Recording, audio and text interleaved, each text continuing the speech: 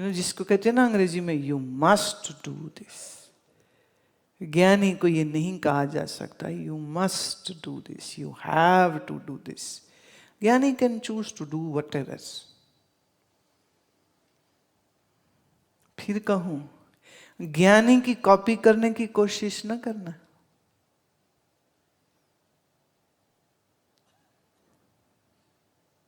आप कहां खड़े हो वो याद रखना।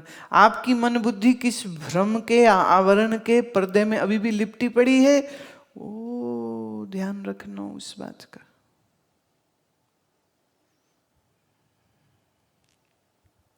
एक महात्मा हमेशा बैठे रहते थे, कभी गंगा किनारे, कभी चट्टान पे, कभी वृक्ष के तले। एक आदमी बड़े दिन देखता रहा कि ये कैसे संत है, ना आसन करते, ना प्राणायाम, ना नाड़ी शोधन करते। तो उससे रहा नहीं गया, चला गया। वो घर बार छोड़ करके साधु बनने की कोशिश में था।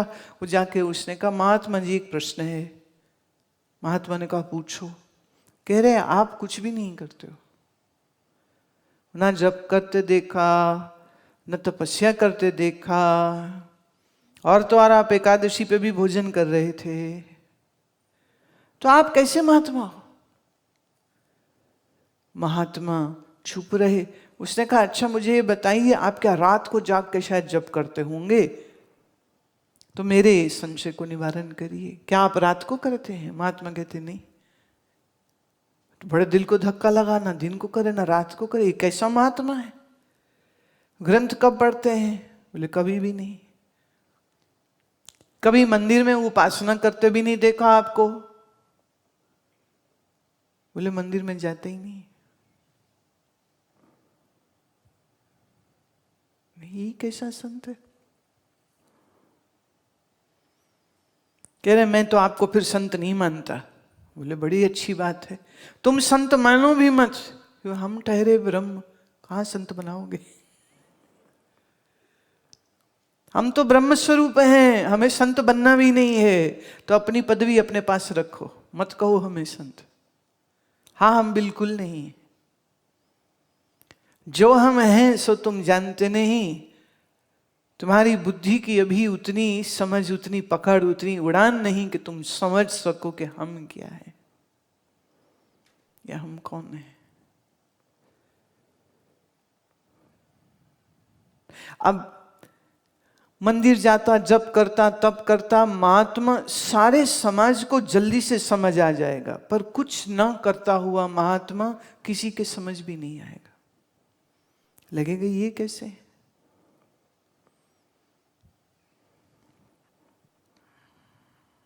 महात्मा जो जीवन मुक्त है, उसके ऊपर कोई कर्तव्य नहीं। उपदेश सहस्री में कहा, ब्रह्मवित् अहम तथा मुक्त्वा सा आत्मज्ञो न चेतरः। मैंने ब्रह्म को जाना है। ब्रह्मवित् अहम, ब्रह्मवित्तम अहम, मैंने ब्रह्म को जाना है।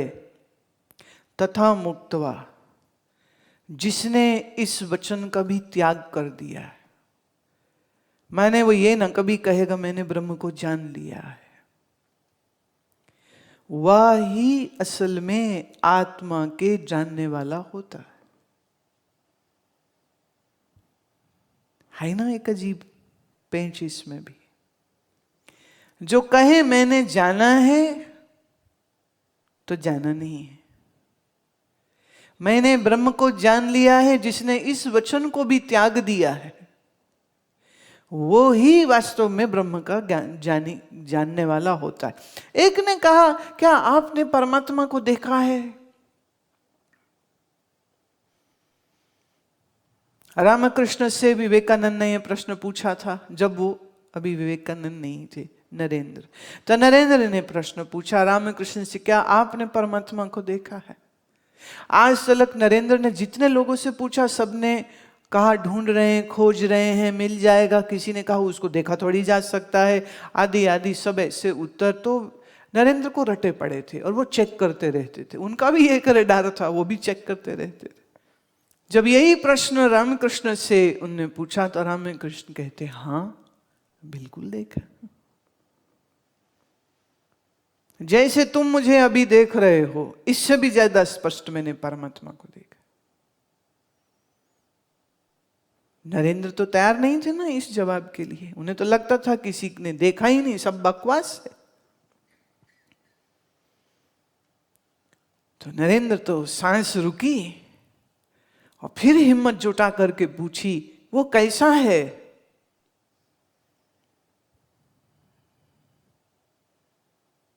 बोले, तेरे जैसा, मेरे जैसा, सारा जगत वही है। जिसको तुम जगत कह रहे हो वो जगत नहीं, परमात्मा है। जिसे तुम रामकृष्ण समझ रहे हो वो रामकृष्ण वास्तव में राम और कृष्ण है।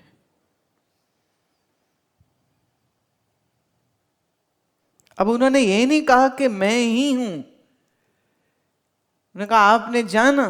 बोले बिल्कुल। आपने देखा? बोले बिल्कुल, सामने तो देख रहा हूं। जल तरंग एर फेन बुदबुदा, जलते पिन न होई। तरंग दिख रही, बुलबुले दिख रहे। अब कोई पूछे बुलबुला देखते हुए कि क्या आपने जल को देखा? कहेंगे हां देखा। कैसा है? बोले जिसको तुम बुलबुला समझ रहे हो वो जल है।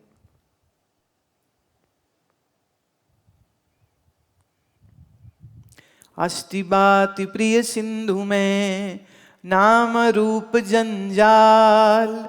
लखते आत्म रूप निज, हो तत्काल निहाल। नाम रूप जंजाल है, मिथ्या है, उसको छोड़ा। पीछे तो एक ही अस्ति भाति प्रिय। तो अस्ति भाति प्रिय की कोई सीमा नहीं, कोई डिवीजन नहीं। अब तुम नाम रूप पकड़ते हो, वो नाम रूप को जंजाल जानते हैं। जंजाल मतलब कौन सा जंजाल? ये वही है जिसको उन्होंने कहा था इंद्रजाल। पहले श्लोक में आया ना, इंद्रजाल, माया का जाल, जादू का खेल।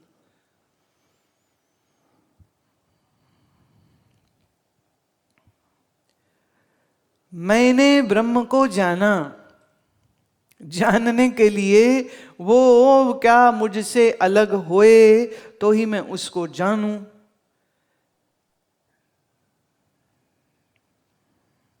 जानने का नियम यही है, ज्ञाता ज्ञान गे। गे अलग है, ज्ञाता अलग है।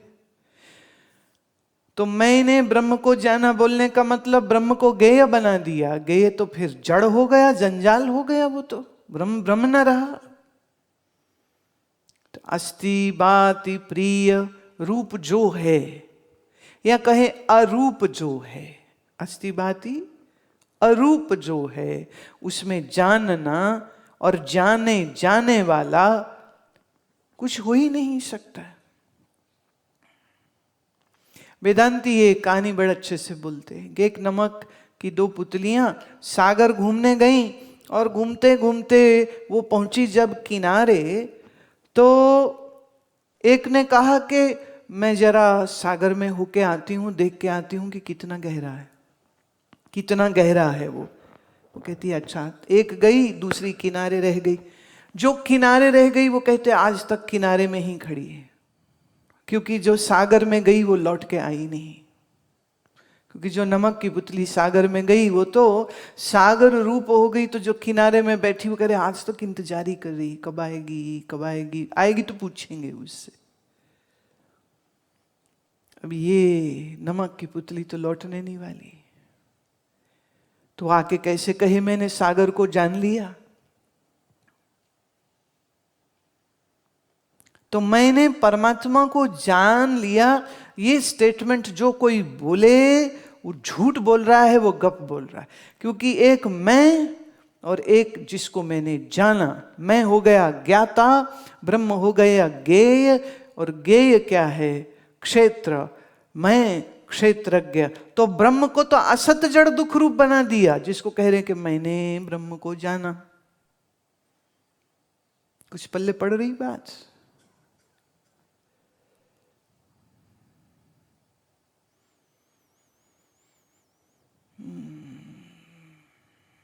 कहा नहीं जा सकता, इसलिए कहा नहीं जा सकता, इसलिए कहा चुप रहो, चुप रहो, कुछ मत कहो।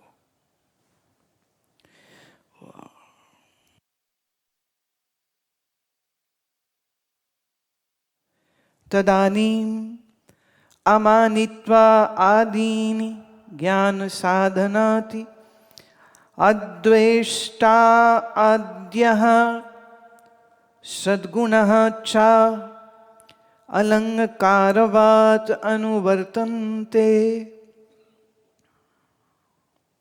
तो आत्म या ब्रह्म बोध के बाद जीवन मुक्त के अंदर जैसे जो उसके मन में गुण थे, चाहे कहो वो गुण अमानित्व का हो, मैंने मान नहीं करता, आदि मैंने और जितने बाकी भी गुण हैं अच्छे अच्छे वाले गुण, वो जो 16वें अध्याय में बोला है ना, अहिंसा है ना, और दया, क्षमा, मैत्री आदि, ये जो गुण कहे वो सब जो उसके गुण हैं, जो उसके आत्मज्ञान के पथ पे उसके सहायक थे।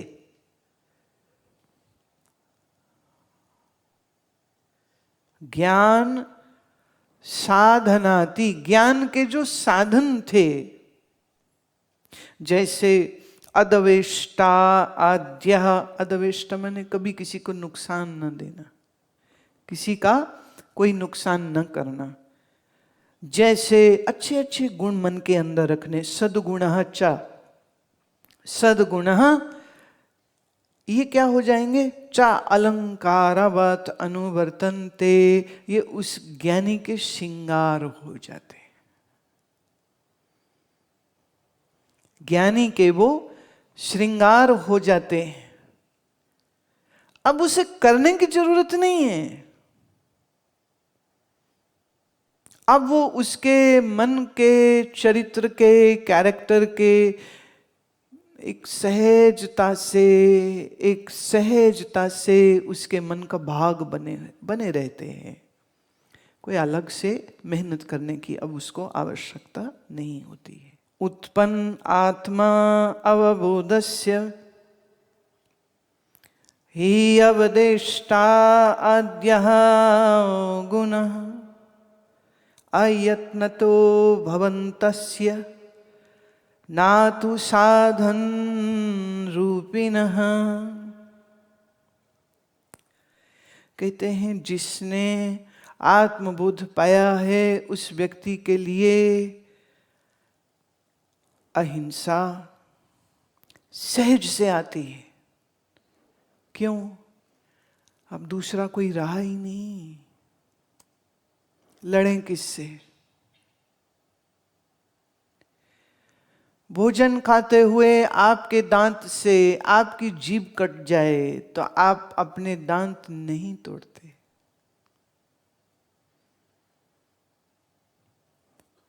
ऐसे बैठे थे हाथ रख के मुंह पे, कुर्सी में या बिस्तरे में लेटे हुए, और अपनी ही उंगली आंख में लग गई,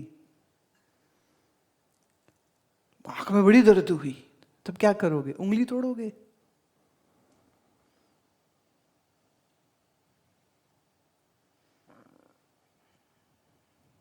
एक मुझे याद आ रही है, एक माता जमीन में बैठ गई, मिलने आई थी मुझे, पंजाबी माता बैठ गई जमीन में, मोटी थी, थोड़ी बुढ़ी भी थी और शरीर वजनी था। और जब जमीन से उठने लगी तो उठा ना जाए, तो एक बार उसने जोर लगाया और वो जोर के बावजूद भी ना वो उठ नहीं पाई, तो कहती फिटे मुंह गोडे आंदा, मैंने वो अपने आप को ही लानत लगी मारने, कहती चलते ही नहीं। फिर कोशिश करी, तो जब खड़ी होगी तो कहती वाहिगुरु वाहिगुरु, भी शुक्र है कि खड़ी हो गई, नहीं खड़ा हुआ गया तो अपने ही घुटने को वो लानत दे रही है। तो ये है अज्ञानी लोगों का हाल। ज्ञानी का देखिए एकदम ऐसे बढ़िया सीक्वेंस बनाता है ना हमारा मन, क्या बताएं आपको। यहाँ जब बुआ जी आके हमारे पास रुके तो एक बार वो ऐसे बैठे हुए थे कुर्सी में, अब आयु देखिए उनकी 100 24 के थे तब वो, क्योंकि 25 में तो शरीर चला गया उनका। तो वैसे पद्मासन लगा के कुर्सी में बैठे हुए थे। अब हमको बाहर आना था, तो उन्होंने बिना हाथ लगाए अपने टांगे खोलने की चेष्टा करी। टांगे खोलनी, हाथ नहीं लगाया। ऐसा नहीं कि हाथ पकड़ पकड़ के ऐसे आसन खोल रहे हो, बस ऐसे ही लेफ्ट राइट पांव रख लिए। अब उठने में दम लगता है कहूं कि नाटक कर रहे थे, ये तो वही जाने, क्योंकि ये बाबा लोगों का ना लीला बड़ी अजब होती कर। फिर खड़े हो गए। फिर बोले I am old now, I am old, I am old now. अच्छा, खुद बोल रहे I am old, no problem, पर अगर किसी ने कह दिया, समझ रहे हो, किसी ने अगर कह दिया ओ Swami ji you are so old now, तो अपनी बाएं ऐसे करके ना, ये जो क्या बोलते हैं इसको भाई, ये मसल है बाइसेप्स, वो बाइसेप्स को जैसे पहलवान लोग फुड़की लगाते हैं ना, और एक नहीं दोनों करके इधर उधर, और फिर पूरा तत्कार ता थई थई तक जैसे नहीं हो जाए, एक बार इधर एक बार, वो पूरी फुड़की लगा के दिखाने। आई am old, who said I am old? नहीं तो फिर कहते थे आप पंजा लड़ा मेरे से।